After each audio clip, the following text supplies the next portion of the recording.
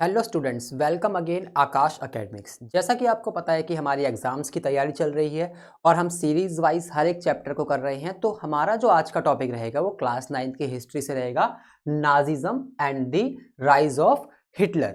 बहुत अच्छा टॉपिक है, बहुत इंटरेस्टिंग टॉपिक है और हिस्ट्री का टॉपिक है। इसमें से क्वेश्चन जेन्युइनली पूछा जाता है। तो चलिए शुरू करते हैं हम अपना आज का topic, Nazism and the rise of Hitler. मैंने वो टॉपिक्स ऐड करे हैं जो एग्जाम में जनरली पूछे जाते हैं। तो चलिए स्टार्ट करते हैं।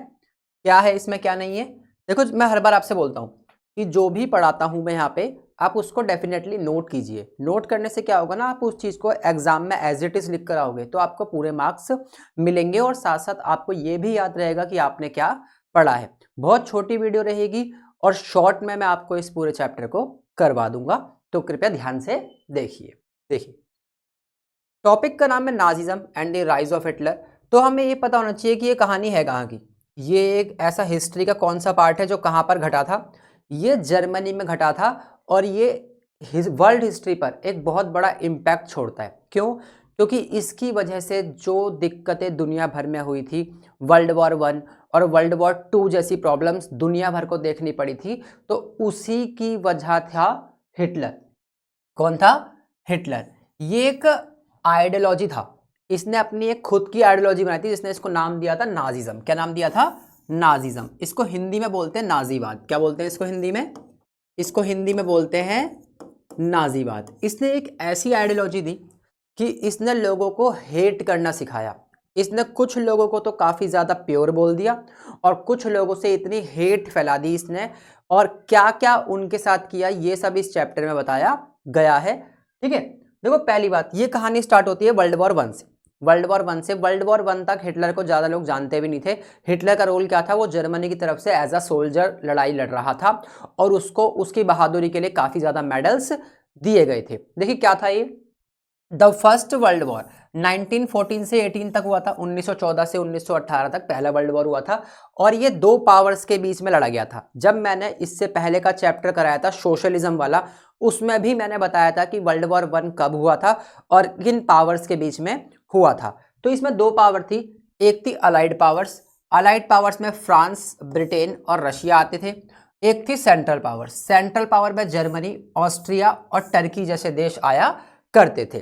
ठीक है, इसमें क्या हुआ था, वर्ल्ड वॉर 1 में जर्मनी के साथ साथ सेंट्रल पावर्स की हार हो गई थी। सेंट्रल पावर्स की हार हो गई थी और सेंट्रल पावर की हार होने के बाद सारा जो ठीकरा था, सारा जो दोष था, वो जर्मनी के ऊपर डाल दिया और अलाइड पावर्स ने जर्मनी से एक ट्रीटी करी जिसको काफी ज्यादा ह्यूमिलेटिंग बोला जाता है। अलाइड पावर ने क्या कहा कि जितना भी वर्ल्ड वॉर 1 में नुकसान हुआ है उसकी जिम्मेदारी जर्मनी की है और जर्मनी की वजह से ही ये आतंक जो है मचा है, तो हम जर्मनी को उसके लिए जिम्मेदार ठहराते हैं। और वो ट्रीटी, वो संधि कौन सी थी जो जर्मनी से की गई थी? वो थी treaty of Versailles. Treaty of Versailles 1919 में। 1918 में वर्ल्ड वॉर खत्म हुआ। 1919 में अलाइड पावर्स ने जर्मनी के साथ एक ट्रीटी करी, ट्रीटी ऑफ वर्साइल। ये ट्रीटी क्या थी? After the end of the first world war, Germany had to sign a harsh and humiliating treaty of Versailles at Versailles with the Allied powers. Allied powers के साथ ये जो treaty की गई, ये काफ़ी ज़्यादा जर्मनी के लिए बेइज्जती वाली थी। बहुत जर्मनी की बेइज्जती हुई थी। जर्मनी की जो जनता थी वो काफ़ी ज़्यादा ह्यूमिलेटिंग इसके बाद हुई थी। इस ट्रीटी में हुआ क्या था ये देखते हैं हम पहले। इस ट्रीटी के अंदर क्या क्या हुआ था। देखो, इस ट्रीटी के जो फीचर्स थे वो क्या क्या थे, और ये एग्जाम में पूछे जाने वाला क्वेश्चन है कि ट्रीटी ऑफ वर्साइल को एक्सप्लेन कीजिए। तो इसके अंदर जो इसके फीचर्स थे वो फीचर्स क्या क्या है ये देखिए गौर से। पहला फीचर था इसका, Germany was held responsible for the war. जैसा कि मैंने आपको पहले बताया था, जर्मनी को फर्स्ट वर्ल्ड वॉर के लिए पूरी तरीके से रिस्पॉन्सिबल माना गया कि भाई तेरी वजह से क्या है, वर्ल्ड वॉर हुआ है। देखो, अब तक हिटलर का रोल नहीं है, अभी हिटलर का रोल बाद में आएगा। हिटलर का रोल आएगा इस पूरी बेइज्जती के बाद। अब तक हिटलर फर्स्ट वर्ल्ड वॉर में जर्मनी की तरफ से क्या कर रहा था? बस लड़ाई कर रहा था कि एक सोल्जर हूं और लड़ाई कर रहा हूं, और उसको काफी ज्यादा मेडल्स भी उसके लिए, बहादुरी के लिए उसको दिए गए थे। अगला, जर्मनी वॉज फोर्स्ड टू पे compensation amounting 6 billion pounds. 6 billion pounds under the war guild clause. War के क्लॉज के अकॉर्डिंग जर्मनी से बोला गया भाई तेरी वजह से सारा का सारा नुकसान हुआ है तो तुझे 6 बिलियन पाउंड्स का जुर्माना भरना पड़ेगा। तो जर्मनी ने इसको पे किया। इसके बाद जर्मनी की इकोनॉमी क्या हो गई, क्रैश हो गई, क्योंकि इतना ज्यादा पैसा जब जर्मनी को पे करना पड़ा तो उसे काफी ज्यादा इकोनॉमिक क्राइसिस से भी होकर गुजरना पड़ा। ठीक है। Germany lost its overseas colonies, जिन कॉलोनीज जो बाहर के दुनिया वो जगह थी उस पर जर्मनी ने अपना कंट्रोल कर रखा था, उसे अपनी कॉलोनी बना रखा था, उसे उसने खो दिया। उसकी 10% पॉपुलेशन भी खत्म हो गई, 13% टेरिटरीज को उसने खो दिया, और उसके 75% आयरन और 26% कोल की जो जगह थी वो अलाइड पावर्स ने उससे छीन ली। कि जहां पे जर्मनी में कोयला पाया जाता था, आयरन पाया जाता था, वो पूरी तरीके से जर्मनी से छीन ली गई। एक तरीके से जर्मनी को पूरी दुनिया में काफी ज्यादा बेइज्जत किया जा रहा था, और जनता के मन में गुस्सा था वहां की, क्यों, वहां की सरकार के लिए। और वहां जो उस समय पार्टी थी जर्मनी में, उसका नाम था वाइमर रिपब्लिक। वाइमर रिपब्लिक जो थी वो जर्मनी के अंदर पार्टी थी जिसके अंडर में ट्रीटी ऑफ वर्साइल हुई थी। और वहां के लोग काफी ज्यादा क्या थे, अपनी पार्टी से, अपनी सरकार से गुस्सा थे, नाराज थे। यही इसी चीज का फायदा उठा के क्या हुआ, हिटलर आ गया भाई, कि मैं तुम्हारी प्रॉब्लम्स को दूर करूंगा, मुझे जिताओ और मुझे अब पावर में लेकर आओ। उसने ये सब किया। ठीक है। Germany was demilitarised and weaken it's power, Germany की मिलिट्री को भी खत्म कर दिया गया और उसकी पावर्स भी क्या हो गई, बहुत ज्यादा कम हो गई। Resources rich Rhineland was also occupied by the allied powers, Germany की एक जगह थी राइनलैंड, वहां पे भी क्या किया गया, कब्जा पूरी तरीके से अलाइड पावर ने कर लिया। और जर्मनी की इकोनॉमी तो पहले ही क्रैश हो चुकी थी 6 बिलियन पाउंड्स पे करने के बाद, तो उसके पास जो रिसोर्सेज थे वो भी उससे छीने जा रहे थे, अकॉर्डिंग टू किसके अकॉर्डिंग, ट्रीटी ऑफ वर्साइल। तो ये थी ट्रीटी ऑफ वर्साइल। क्या थी ये, फर्स्ट वर्ल्ड वॉर के बाद जर्मनी को अलाइड पावर ने जिम्मेदार ठहराया कि तुम्हारी वजह से क्या हुआ है, फर्स्ट वर्ल्ड वॉर हुई है और तुम्हें इसके लिए क्या करना पड़ेगा, कीमत को चुकाना पड़ेगा। और उसने क्या कीमत चुकाई, ये मैंने आपको सारा यहां पर बताया। अब मैंने क्या बताया आपको, वहां पे जो पार्टी थी उसका नाम था वाइमर रिपब्लिक। क्या नाम था उसका, वाइमर रिपब्लिक। तो उसने क्या किया, Weimar Republic after the defeat of the Germany world war one and the abdication of the emperor, a democratic constitution with the federal structure was set up in the Germany। अब क्या किया गया, Weimar Republic ने कोशिश करी कि अब जो हो गया वो हो गया, अब हम कोशिश करते हैं अपना खुद का एक कॉन्स्टिट्यूशन बनाने की, जिसके अंदर हम क्या करेंगे, जिसके अंदर एक डेमोक्रेटिक देश हम बनाएंगे। लेकिन ये कोशिश उनकी फेल होती नजर आ रही थी। क्यों, क्योंकि वहां की जनता ही इनका साथ अब नहीं दे रही थी। इतना ज्यादा ह्यूमिलेट होने के बाद जनता को लगा था कि इस पार्टी के, इस सरकार के बस की नहीं है देश को चलाना। ठीक है। But the Weimar Republic had to face many problems. अब वाइमर रिपब्लिक ने काफी ज्यादा प्रॉब्लम फेस करी, और वो प्रॉब्लम्स किससे थी, उसी की देश की जनता से। ऑब्वियस सी बात है, जनता दुखी थी, क्योंकि इतनी बड़ी प्रॉब्लम फेस करना, इतना बड़ा ह्यूमिलेट होना कोई आम बात नहीं थी। उसने क्या किया गया, अब वहां की सरकार ने कौन कौन सी प्रॉब्लम फेस करी। पहली प्रॉब्लम तो वही थी, कौन सी, हार्श टर्म्स ऑफ ट्रीटी, जो मैंने पीछे आपको पढ़ाया, पैसे पे किए, अपनी टेरिटरीज खो दी, ये ट्रीटी एक तो थी यहाँ पे जिम्मेदार। दूसरा था इकोनॉमिक क्राइसिस, वहां पे 1923 तक क्या था, पूरी तरीके से इकोनॉमिक क्या हो गई, क्राइसिस हो गई। इन्होंने बहुत ज्यादा अपने नोट्स, करेंसी को छापा, जिसके बाद और दिक्कतें इनको झेलने को मिली। People needed bundles of notes to buy bread, मतलब इतना सामान महंगा हो गया कि एक ब्रेड को खरीदने के लिए भी उन्हें बहुत सारा पैसा खर्च करना पड़ता था। ठीक है। Savings of middle and the working classes were destroy, जितनी भी सेविंग्स थी मिडिल क्लास की वो पूरी तरीके से क्या हो चुकी थी, वहां पे डिस्ट्रॉय हो चुकी थी। ठीक है। पॉलिटिकल इंस्टेबिलिटी, जैसा मैंने आपको बताया, पॉलिटिकल इंस्टेबिलिटी बहुत ज्यादा थी, बहुत सारी पार्टियां थी, किसी को भी मेजोरिटी नहीं मिल रही थी कि कहां जाए कहां नहीं जाए। उसी समय हिटलर ने उठाया फायदा। उसने क्या फायदा उठाया कि भाई आऊंगा मैं और मुझे जिताओ। उसने बहुत बड़े बड़े वादे किए, लाइक अच्छे दिन आने वाले हैं। ठीक है, ऐसे उसने वादे किए। Many political parties existed, no single party got majority, coalition governments were weak and the short lived, frequently changes of the government reduce the public trust, और सरकार के ऊपर लोगों का ट्रस्ट क्या होता चला गया, खत्म होता चला गया। अब यहीं से स्टार्ट हुई भाई किस चीज की, हिटलर की। पहले ये देख लो, यहाँ पे एक्सट्रीम्स ग्रुप भी आए थे काफी सारे, जैसे Nazi party. Nazi party, Germany के अंदर हिटलर की पार्टी का नाम क्या था, नाजी पार्टी। और ये कोई पार्टी नहीं थी स्टार्टिंग में, एक होता है ना सोशलिस्ट ग्रुप, एक ग्रुप बनता है, ये ग्रुप था एक तरीके से, बाद में से इसका नाम बदल के नाजी पार्टी कर दिया गया। ठीक है। इंपैक्ट ऑफ ग्रेट डिप्रेशन, एक तो जर्मनी पहले ही खत्म होता जा रहा था, एक तो 6 बिलियन पाउंड्स का जुर्माना, गरीबी, इकोनॉमिक क्राइसिस, पूरी तरीके से उसको जिम्मेदार ठहराना, अपनी टेरिटरीज, अपने रिसोर्सेज खो देना, ऊपर से दुनिया भर में वर्ल्ड इकोनॉमिक डिप्रेशन आया था, अमेरिका से लोन मिलना उसको बंद हो गया था। American loans to Germany stopped, factories closed and unemployment increase sharply, बेरोजगारी बढ़ती जा रही थी, फैक्ट्री लगातार क्लोज होती जा रही थी, मार पे मार पड़ रही थी। तो ये सब क्या था, वाइमर रिपब्लिक को फेस करना पड़ा। ठीक है, इसी का फायदा उठाया हिटलर ने। हिटलर ने बोला अब आएंगे हम। अब यहां से कहानी स्टार्ट होती है किसकी, हिटलर की। हिटलर क्या था देखो, Adolf Hitler was born in Austria. पहली बात, ये जर्मनी से था, लेकिन इसका जन्म जर्मनी में नहीं हुआ था। हिटलर का जन्म जर्मनी में नहीं हुआ था, इसका जन्म हुआ था 1889। कहां पे, ऑस्ट्रिया में। कहां पे, ऑस्ट्रिया में। Earn the medals for the bravery in the Germany army during the first world war. जैसा मैंने आपको बताया था, इसको फर्स्ट वर्ल्ड वॉर में जर्मन आर्मी की तरफ से लड़ने के लिए काफी ज्यादा अवार्ड्स दिए गए थे, मेडल्स दिए गए थे, क्योंकि इसकी बहादुरी काफी ज्यादा फर्स्ट वर्ल्ड में देखी गई थी। ठीक है, he headed the National Socialist German worker. जैसे मैंने आपको बताया, इसने एक नेशनल सोशलिस्ट जर्मन वर्कर्स का करके ग्रुप बनाया था, जिसको बाद में से क्या बोला गया था, नाजी पार्टी। लिखा है ना यहाँ पे, बाद में से इसको क्या बोला गया था, नाजी पार्टी। इसने बड़े बड़े वादे किए जर्मनी के अंदर कि वाइमर रिपब्लिक फेल हो गया है, मैं तुम्हारे को इन सब प्रॉब्लम से बाहर निकालूंगा। जर्मनी के लोग जो है वो प्योर ब्लडेड है। क्या है, प्योर ब्लडेड है। यहाँ के जो आर्यंस है वो प्योर ब्लड के हैं, और हम क्या करेंगे, दुनिया भर में एक दिन राज करेंगे। इन्हीं सब चीज़ों को जर्मनी के अंदर फैलाया गया, और बड़े बड़े वादों के बाद जर्मनी का चांसलर बना हिटलर। हिटलर चांसलर तो बन गया, लेकिन कुछ ही टाइम बाद उसने अपने रंग दिखाना स्टार्ट कर दिया। लेकिन वो रंग इस तरीके थे कि जनता की आंखों पर भी पट्टी बन चुकी थी, क्योंकि उसने जो चीज़ लोगों को दिखाई और करवाई वो बहुत ज़्यादा रियलिटी से अलग थी। उसने डिवाइड एंड रूल फॉलो किया। डिवाइड एंड रूल क्या था, उसने जर्मनी के आर्यंस को बोला कि आप जो है वो प्योर ब्लड है, और यहाँ पर रहने वाले और ब्रीड के लोग लाइक जूइस, वो जो है गलत है, उनको मारो। उनको क्या करो, मारो। लगता है ना सुना सुना आज के टाइम में कहीं ना कहीं ऐसा, कि एक बंदा आया, पहले उसने बड़े बड़े वादे किए, फिर बड़े बड़े वादे करने के बाद उसने लोगों को अच्छे दिन तो दिखाए नहीं, बल्कि डिवाइड एंड रूल फॉलो किया, एक पर्टिकुलर धर्म के ऊपर अटैक करना स्टार्ट किया।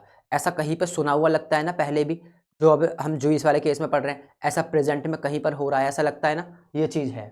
लाइक उसने क्या किया, 30 जनवरी 1933 को हिटलर क्या हो गया, चांसलर बन गया जर्मनी का, और अगले ही महीने 28 फरवरी को उसने क्या कर दिया, सारे सिविल राइट्स को सस्पेंड कर दिया और फ्रीडम ऑफ स्पीच, बोलने की आज़ादी को ख़त्म कर दिया जर्मनी में।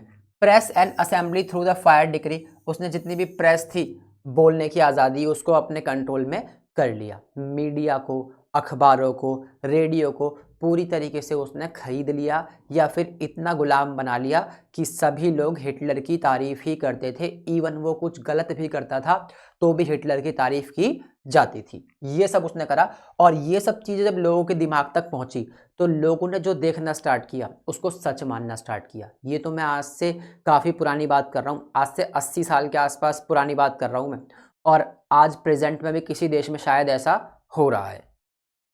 ठीक है, on 3 March 1933 the famous Enabling Act was pass, gave it Hitler all powers to the sideline parliament and the rule by decree. इसके बाद इसने एक रूल पास किया 1933 मार्च के अंदर, और बोला कि जर्मनी के अंदर पार्लियामेंट नहीं होगी, और पार्लियामेंट नहीं होगी तो इसके बाद क्या होगा, सारी पावर हिटलर के पास होगी। इसे कहते हैं हम डिक्टेटरशिप। क्या बोलते हैं इसे हम, डिक्टेटरशिप। उसने डिक्टेटरशिप क्या कर दी, जर्मनी में लागू कर दी। ठीक है ना, उसने league of Nations, other parties को क्या कर दिया, खत्म कर दिया। हिटलर ने वापस से अपने राइनलैंड को ऑक्यूपाई कर लिया, और ऑस्ट्रिया, जर्मनी ऐसे जगहों पर ना स्लोगन दिया, one people, one empire and one leader. उसने बोला कि हम सब एक हैं, हमारा एक देश है, और तुम्हारा एक नेता है, वो हूँ मैं, हिटलर। उसने ऐसा क्या कहा लोगों से, ठीक है ना, वन पीपल, वन एम्पायर और वन लीडर जैसा उसने नारा दिया। इवन ये तक बोला जा रहा था लोगों को उस समय, अगर कोई हिटलर पे सवाल करता तो उसको सस्पेंड कर देते, जेल में डाल देते। इवन ये सब लोगों के दिमाग में ये बिठा दिया गया कि अगर आप हिटलर से क्वेश्चन करोगे तो इसका मतलब आप देश से क्वेश्चन कर रहे हो। नहीं, कभी किसी पार्टी के लीडर से क्वेश्चन करने का मतलब ये नहीं होता कि हम देश से क्वेश्चन कर रहे हैं। पार्टी अलग है और देश अलग होता है। दुनिया भर में चाहे कोई भी देश हो, उसमें यही होता है, नेता जो है वो देश से बड़ा नहीं होता। लेकिन हिटलर के केस में क्या हुआ था, यही हुआ था कि नेता को देश मान लिया था लोगों ने। ठीक है, इसके बाद इसका डाउनफॉल, ऐसी ऑब्वियस सी बात है, डाउनफॉल हर किसी का आता है। इसका डाउनफॉल एक गलती की वजह से आया। इसने 1939 में वर्ल्ड वॉर सेकंड की स्टार्टिंग कर दी। कैसे? इसने पोलैंड के ऊपर अटैक करा। जर्मनी इन्वेडेड पोलैंड इन सितंबर 1939 और यहीं से स्टार्ट हुआ world war second, which started the second world war. और सेकंड वर्ल्ड वॉर की वजह से इसको काफ़ी ज़्यादा प्रॉब्लम फेस करनी पड़ी। इसका अंत अब पास आने लगा था। जितना मर्जी आतंक मचा लो, अंत तो तुम्हारा आएगा। इसका फॉल कैसे हुआ हिटलर का? हिटलर का फॉल कैसे हुआ? जैसे मैंने बताया, सितंबर 1940 में एक पैक्ट आया। एक क्या आया? एक पैक्ट आया जिसके अंदर एक ट्रीटी साइन की गई। जर्मनी, इटली और जापान, इसको एक ग्रुप में ऐड किया गया और इन्हें बनाया गया axis power. World war first में जो पावर थी ना सेंट्रल, अब उनका नाम बदल के क्या कर दिया गया? Axis power. क्या कर दिया गया?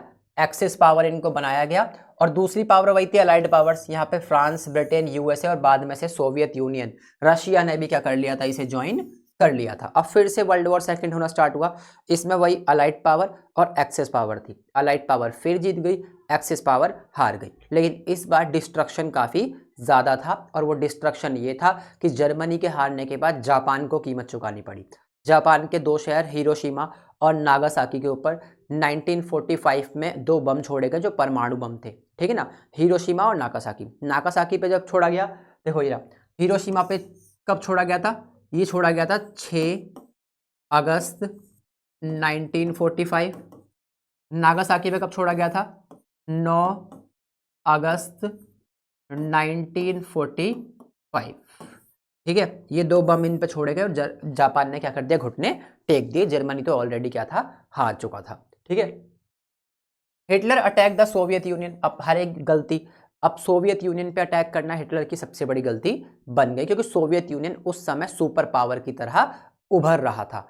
ठीक है ना? कैसे? As the war continued Germany started losing many fronts. Germany was the defeated in May 1945 और मई 1945 में जर्मनी हार भी गया। जर्मनी इस वॉर को हार गया। फिर जापान को इसकी कीमत चुकानी पड़ी। Japan, the second world war ended, the allied powers won the war. और अलाइड पावर जो थी वो क्या हो चुकी थी? वॉर को जीत चुकी थी। ये हिटलर का राइज था और अंत था। अब हम देखेंगे जब हिटलर ने रूल किया जर्मनी में, तो उस समय हिटलर क्या क्या कर रहा था। वुमेन्स की कंडीशन क्या थी, कैसी थी? वहाँ की एजुकेशन पे उसने क्या किया?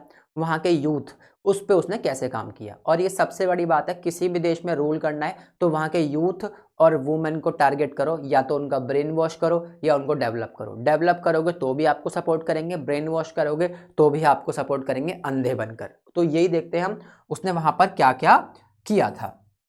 ठीक है, देखो पहले हम इसके वर्ल्ड व्यू को देखते हैं। इसका वर्ल्ड व्यू क्या था? ये बोलता था रेशियल सुप्रीमेसी। क्या बोलता था? Racial supremacy. मीन्स जो आर्यंस लोग हैं जर्मनी के वो प्योर ब्लड है, बाकी और कोई भी जर्मनी में रहता है वो प्योर ब्लड नहीं है। उसने रेशियल सुप्रीमेसी की बात करी। उसने लेबनिज्म की बात करी। लेबनिज्म क्या होता है? मीन्स टेरिटरीज को जीतना। उसने टेरिटरीज को जीतना चाहा, मीन्स दूसरे टेरिटरीज को अपने कंट्रोल में करना चाहा। The Nazi believe the strong leadership. Hitler की बात करते थे। Hitler adopted the der Fuhrer. इसको फ्यूअर, भाई इसकी एक उपाधि मिली थी, इसको टाइटल था डैर फ्यूअर। फ्यूअर बोलते थे इसको भाई हिटलर को, ध्यान रखना। The leader slogan like Adolf Hitler is Germany, Germany is Adolf Hitler. एक स्लोगन दिया गया, एडॉल्फ हिटलर ही भाई जर्मनी है और जर्मनी ही एडॉल्फ हिटलर है। मतलब इसको एक तरीके से भगवान उन्होंने मान लिया था। इंपॉर्टेंट क्वेश्चन आ गया बच्चों, ध्यान देना इसके अंदर। वहां के युवाओं, यूथ की कंडीशन कैसी थी नाजी जर्मनी के अंदर? ठीक है, इसको देखते हैं एक बार। इसमें क्या था? Aim of Nazi youth policy. उसने नाजी यूथ पॉलिसी के ऊपर काम किया। कैसे? टू मेक चिल्ड्रन ओबीडेंट, मतलब बच्चों को ओबीडेंट बनाया, अग्रेसिव बनाया एंड लॉयल बनाया। किसके लिए? नाजी स्टेट के लिए। अब किसी बच्चे को उसके स्कूल टाइम से ही किसी एक पर्टिकुलर बंदे के बारे में अच्छा पढ़ाया जाएगा तो वो उसके बारे में हमेशा अच्छा ही सोचेगा, कभी उसका पास जानने की कोशिश नहीं करेगा और कभी भी उसके ऊपर इस चीज़ को लेके बिलीव नहीं करेगा कि हाँ ये बंदा गलत भी हो सकता है। ठीक है ना? Like to prepare boys to became soldiers. लड़कों को बोला गया सोल्जर्स बनो और गर्ल्स को बोला गया कि आप मदर्स बनो और होम मेकर्स की तरह काम करो। To spread the ideology of the Nazi party and loyalty towards the Adolf Hitler. और ये सिखाया गया कि आप जो है हिटलर के प्रति वफादार रहो। यूथ ऑर्गेनाइजेशन, काफ़ी सारी ऑर्गेनाइजेशन बनी। All boys had to join the Hitler Youth. हर एक लड़के को, बॉय को हिटलर का यूथ ज्वाइन करना पड़ता था और गर्ल्स को ज्वाइन करना पड़ता था क्या? League of German girls member बनना पड़ता था। इसका कंपलसरी था 1936 में। ठीक है, और इसमें क्या था, इसके साथ साथ इसने बोला activities in youth organisation, physical training दी जाती थी लड़कों को, मार्चिंग सिखाई जाती थी, ड्रिलिंग करना, लर्निंग पढ़ाना, है ना। और इसमें सबसे बड़ा क्या सिखाया गया कि जूइस को हेट करो, क्या करो, जूइस को हेट करो। मतलब अभी फिर से वही वाली बात बोलता हूँ मैं, सेम आपको एक साउंड नहीं आ रहा, एक साउंड ऐसा है इसके अंदर कि काफ़ी सारी ऑर्गेनाइजेशन थी जो दूसरे धर्म से हेट करना सिखाया करती थी, ऐसा एक साउंड हमारे को दिखाई दे रहा है, सुनाई दे रहा है, जैसे किसी प्रेजेंट कंट्री में हो रहा है, शायद हमारी कंट्री में हो रहा हो, मैं तो खाली बोल रहा हूँ, खाली ऐसा थोड़ी थोड़ी हो रहा हो, लेकिन इस तरीके से ना हो रहा हो, किसी और तरीके से हो रहा हो, तो ये भी सोचने की बात होती है, ठीक है ना। ठीक है, चेंजेस इन एजुकेशन, उसने भाई एजुकेशन में बहुत बड़ा चेंज किया, उसने अपने यहाँ की सारी बुक्स को रीराइट करवाया, और बचपन से लेके हर एक बुक को, जो बचपन के छोटे बच्चे पढ़ते थे, बड़े से लेकर बड़ी बुक को उसने रीराइट करवाया और हिटलर को उसके अंदर ऐड करवाया, हिटलर का सिलेबस पढ़ाया गया, हिटलर के बारे में पढ़ाया गया, जूइस से हेट कैसे करनी है ये पढ़ाया गया, ये सब सिलेबस में ऐड किया गया, ठीक है ना। और देखो, school text book were rewritten to glorify Nazi and Hitler, जैसे मैंने आपको बताया हिटलर को चमकाने के लिए बुक्स को दोबारा लिखा गया, हिस्ट्री को चेंज किया गया, क्या उसमें बायोलॉजी क्लासेस में पढ़ाया गया कि किस तरीके से हम प्योर हैं और जूइस जो है वो प्योर नहीं है, यंग पीपल को जो थे वो खो चुके थे भाई आज़ादी। देखो, जो नए लोग थे उन्होंने जिसके बारे में देखा वो आज़ादी जानते ही नहीं थे, उन्हें पता ही नहीं था कि अपने अधिकार, अपने राइट्स क्या है। तो यहाँ पे बात बोली है ना उसने, young people lords freedom of thought, जो जवान बच्चे थे वो भूल चुके थे आज़ादी क्या होती है। Children were turn into tools, जो बच्चे थे वो टूल्स बन गए थे। टूल्स कैसे, एक तरीके से सरकार के इशारों पर नाचने वाले, है ना। नाजी प्रोपोगेंडा, मोस्ट इंपोर्टेंट अभी पढ़ाऊंगा क्या होता है। Many were deeply influence and blindly followed by Nazi ideology. Nazi propaganda क्या था, मीन्स एक ऐसा हेट फैलाना कि लोगों तक इन बातों को पहुंचा देना जो रियल में है ही नहीं। प्रोपोगेंडा एक ऐसी चीज होती है जब लोगों के दिमाग में बैठ जाए तो शायद वो डिस्ट्रक्शन तक करवा सकती है लोगों से, ठीक है। अब वुमेन्स की कंडीशन क्या थी उसमें, देखो, girls were taught to be became good mothers and rear pure blooded Aryan children. भाई ये बहुत अच्छा पॉइंट बोला था इन्होंने कि गर्ल जो है हमारे यहाँ की प्योर ब्लड है, मदर जो है वो इम्पोर्टेंट है, और उनका काम क्या है, रेशियल सुप्रीमेसी बनाए रखना, आर्यंस बच्चे पैदा करना, ज़्यादा बच्चे पैदा करने वालों को प्राइज भी दिया जाता था, कहाँ पर, जर्मनी में, ठीक है। Girls had to maintain the purity of the race, distance themselves from Jews. लड़कियों को ये तो सिखाया गया कि आपको जूइस से अलग रहना है, अगर कोई लड़की जूइस से शादी करती थी तो उसको मार दिया जाता था, ठीक है। Look after the home and the teach their children Nazi ideology, घर में रहो अपने और अपने बच्चों को नाजी आइडियोलॉजी, हिटलर के बारे में बताओ कि हिटलर जो है भगवान है, हमें उसकी पूजा करनी चाहिए, ऐसा ऐसा इसने लोगों को पहुंचाया था। उसने क्या बोला था, हिटलर ने एक लाइन बोली थी, in my state mother is the most important citizen, कि मेरे स्टेट, मेरे देश के अंदर मदर एक बहुत ज़्यादा इंपॉर्टेंट सिटीजन है। कितनी अच्छी लगती है लाइन सुनने में, लेकिन ये हर मदर के लिए बात नहीं थी, ओनली आर्यंस के लिए थी, और वो भी वो मदर जिनके बच्चे डिज़ायरेबल हैं, सुंदर हैं, बिना हैंडीकैप के पैदा हुए हैं। अगर नाजीज के बच्चे भी होते थे ना, मतलब हैंडीकैप पैदा हो रहा है, अनडिजायरेबल हो रहा है, तो उनको भी सजा मिलती थी, ठीक है। लिखा है ना, but in Nazi Germany all mothers were not treated equally, Nazi Germany के अंदर सभी माओ को एक जैसा ट्रीट नहीं किया जाता था, ठीक है भाई। इसमें और क्या था, women who bore racially undesirable children were punished and those who produced racially desirable children were awarded। जिन माँ, जो औरतें अनडिजायरेबल हैंडीकैप बच्चा पैदा करती थी उसको पनिशमेंट दी जाती थी, और जिसके बच्चे अच्छे होते थे उसको अवार्ड भी दिया जाता था। ये जर्मनी में होता था। Women were encourage to produce many children, womens को एनकरेज करते थे कि आप ज़्यादा से ज़्यादा बच्चे पैदा करो ताकि हमारी आबादी बढ़े और रेशियल चीज़ें हमारे देश में होती रही। कितना कॉमन होता जा रहा है ना ये, हम आज से 80 साल पुरानी बात पढ़ रहे हैं, लेकिन कहीं ना कहीं हमारे को आज भी रिलेट कर रही है। कैसे, हमें पता है वो कैसे रिलेट कर रही है। Aryan, women who deviated from the prescribed code of conduct were publicly condemned and severely punished। अगर वो आर्यन वुमेन इन चीज़ों का उल्लंघन करती थी तो उन्हें पब्लिकली मारा जाता था, उनको पनिशमेंट दी जाती थी, ठीक है। अब नाजी प्रोपोगेंडा क्या था, मोस्ट इंपॉर्टेंट है भाई बच्चों, ध्यान रखना। प्रोपोगेंडा क्या होता है, दिमाग से खेलना। Orthodox Jews were stereotyped and marked, propaganda films were made to create hater for Jews. Jews से, एक धर्म से हेट करने के लिए उस समय फिल्म्स बनाई गई, ऐसी फिल्म्स बनाई गई जिसके अंदर क्या दिखाया गया, कि जो जूइस है वो गलत है, उन्हें मारना चाहिए। ये सब हिटलर ने करा था और हिटलर ने ऐसी मूवीज बनवाई जिसके अंदर ये दिखाया गया कि मैं जो हूँ वो हीरो हूँ, बाकी जो बाकी वो जूइस वगैरह है वो हेटेड है हमारे, ठीक है। The most infamous film was the eternal Jui. एक मूवी बनी थी द एटर्नल जूई, जिसके अंदर जूइस को बहुत ज्यादा हेटेड तरीके से रिप्रेजेंट किया गया था। मास किलिंग वर टर्म स्पेशल ट्रीटमेंट, और उसमें दिखाया गया कि मास किलिंग ही एक स्पेशल ट्रीटमेंट है इन सब चीजों से बचने का। फाइनल सॉल्यूशन क्या है, इनको मारो, ठीक है ना, जितना हो सकता है इनको मारो, ठीक है। Evacuation mean to deported peoples to gas chambers, इसके अंदर यह भी किया गया था कि लोगों को, जूइस को गैस चैम्बर्स में ले जाकर जला दिया गया था, जिसे बोला गया था हॉलोकास्ट। क्या बोला गया था?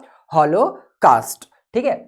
ये प्रोपोगेंडा था। Media was carefully use to win support for the regime and the popularise its world view. अपने आप का चेहरा चमकाने के लिए, अपने आप को हर जगह पे दिखाने के लिए मीडिया का बहुत ज़्यादा स्ट्रॉन्ग यूज़ किया गया था। हिटलर ने उस समय मीडिया को इस तरीके से यूज़ किया कि मीडिया कभी भी उसकी बुराई नहीं करता था। न्यूज़पेपर, न्यूज़ चैनल्स जो भी उस समय मौजूद थे वो सभी पूरी तरीके से हिटलर के गुलाम बनकर रह गए थे और हिटलर की चापलूसी में लग गए थे। हिटलर ने ये सब किया कि अपने आप को चमकाने के लिए, अपने चेहरे को चमकाने के लिए, वर्ल्ड व्यू में लोगों तक ये मैसेज पहुंचाने के लिए कि मैं ही सब कुछ हूं, उसने पूरी कोशिश करी, हर जगह पे अपना चेहरा दिखाने की कोशिश उसने करी थी। लोकल न्यूज़पेपर्स, दीवारें, पोस्टर्स उसने इतने छपवाए, हर जगह पे वो अपने आप को दिखाना चाहता था। और अगर आप इस पॉइंट को गौर करें, मीडिया का यूज़, न्यूज़पेपर, रेडियो, हर जगह पे अपनी फ़ोटो का चिपकाना, फोटो कल्चर, फोटोहॉलिक हो जाना, लोगों तक ये पहुंचाना कि मैं ही सबसे बेस्ट हूँ, ये कहीं पर आज भी हमें सुना सुना लगता है और हमें लगता है कि कहीं ना कहीं हम इसको आज भी फेस कर रहे हैं। Like Nazi ideas were spread through the visual images, films, radio, posters, catchy slogans and the leaflets। ये सब क्या थे? इसके वो थे, प्रोपोगेंडा था इसका ये, ठीक है बच्चों। आगे हॉलोकास्ट लास्ट है हमारा। हॉलोकास्ट क्या था? हॉलोकास्ट जैसा मैंने अभी आपको पीछे बताया, हॉलोकास्ट क्या था?